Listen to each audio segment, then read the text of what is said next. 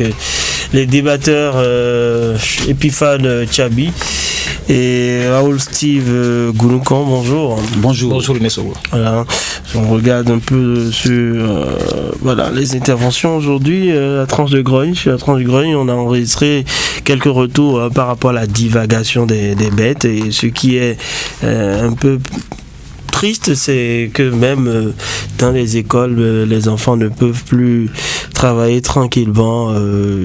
Non seulement on ne peut plus parler de divagation, mais de l'incivisme de certains éleveurs qui vont faire paître leur bœuf dans la cour de l'établissement, quitte à perturber le déroulement des activités pédagogiques. Vous l'avez entendu à Pérou-Guira, même les bœufs traversent les classes. Et vous envoyez vos enfants à l'école, c'est la peur au ventre, hein, voilà. Un animal, c'est vrai, il est canalisé, mais on ne sait plus vraiment ce qui pourrait se passer dans sa tête à n'importe quel moment. Ça pourrait dégénérer.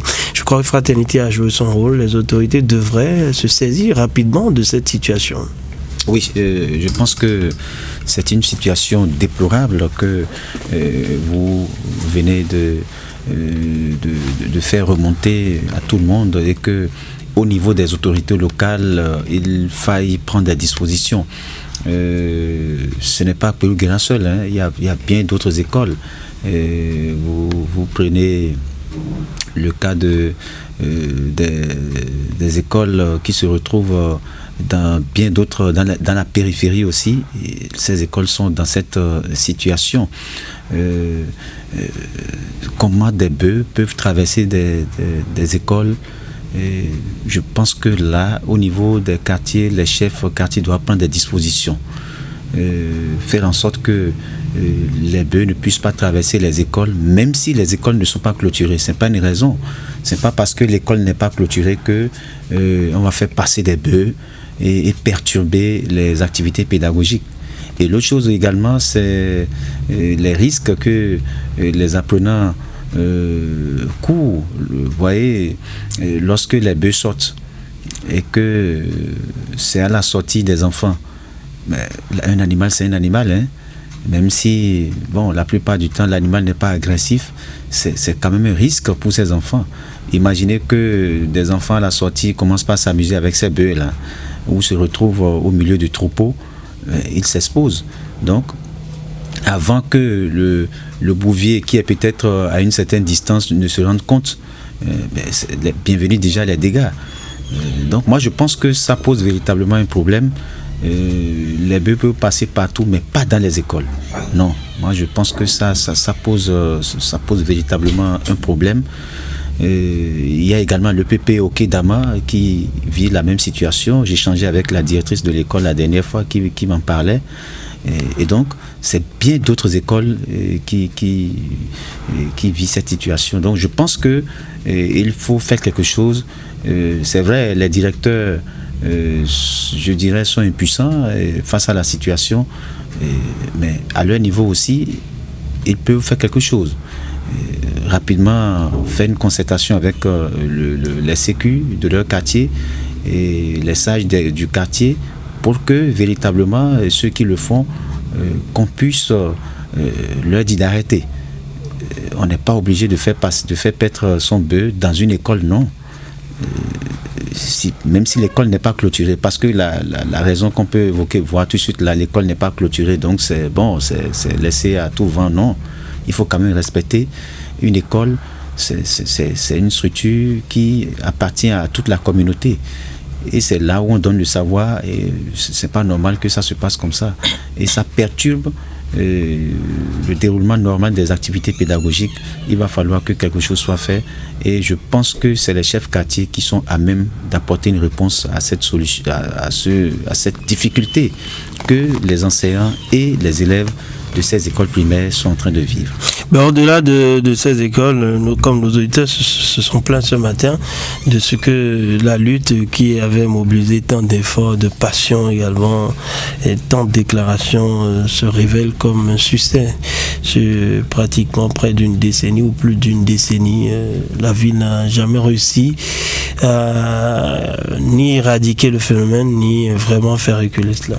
Oui, c'est déplorable et vous savez, à chaque moment qu'on évoque ce sujet, il y a de ces personnes-là qui ce matin nous écoutent déjà et qui se disent mais on revient encore une fois sur ce sujet. C'est à la limite ça fait rire à d'autres parce que on a longtemps annoncé la lutte contre ce phénomène-là, vous l'avez rappelé tout à l'heure. 10 années en arrière, il y avait des efforts qui avaient été consentis. Quelques années encore, on a repris avec les mêmes efforts-là qui avaient porté leurs fruits, vous le savez, mais vite, très vite, on a une fois encore baissé la garde et le phénomène a repris de plus belle. Vous avez vu, quand on n'a pas su contrôler la divagation des animaux au niveau donc de nos différentes routes, ça fait des victimes. C'est désormais les écoles maintenant qui sont victimes de ce phénomène-là.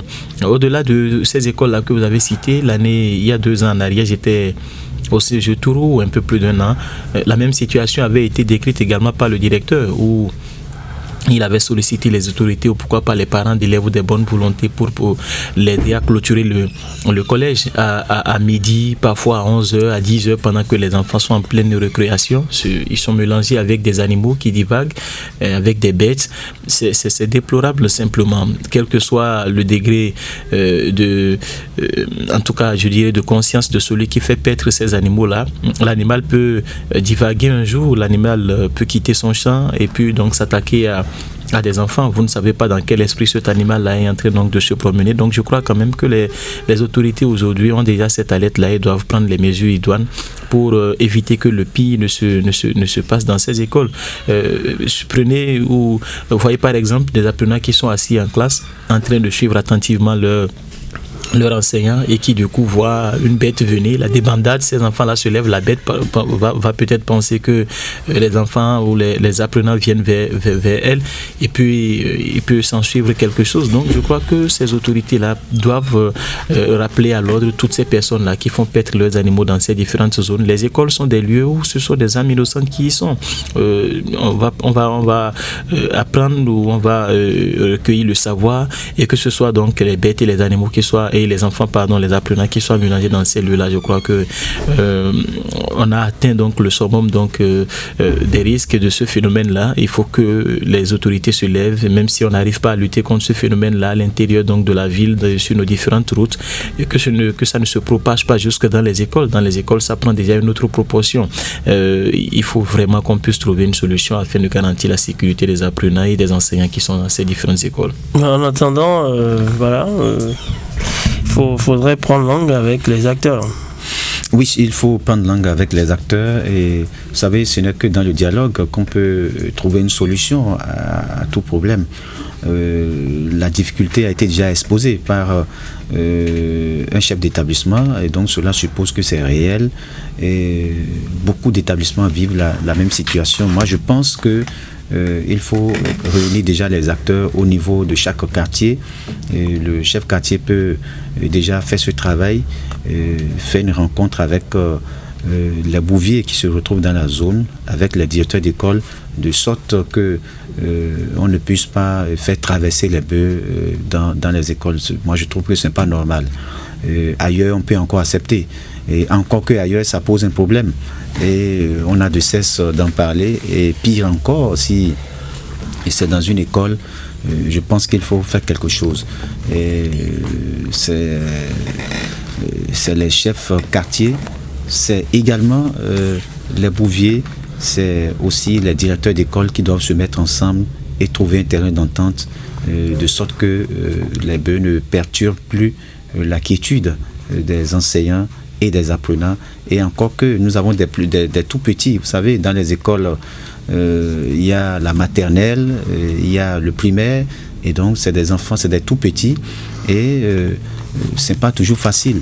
Et lorsque des tout petits se retrouvent avec des bœufs, ce n'est pas bien. Donc je pense que la chose est possible, il suffit que les acteurs se retrouvent, se concertent, et pour trouver un terrain d'entente, et le tout est joué. Et maintenant, de façon générale, c'est une situation malheureusement qui n'a pas trouvé une réponse. Vous savez, tous les jours on en parle. Malheureusement, en ville. D'accord. Pour finir ce petit exercice pour vous ce matin, parmi les animaux, lesquels on retrouve plus sur une route?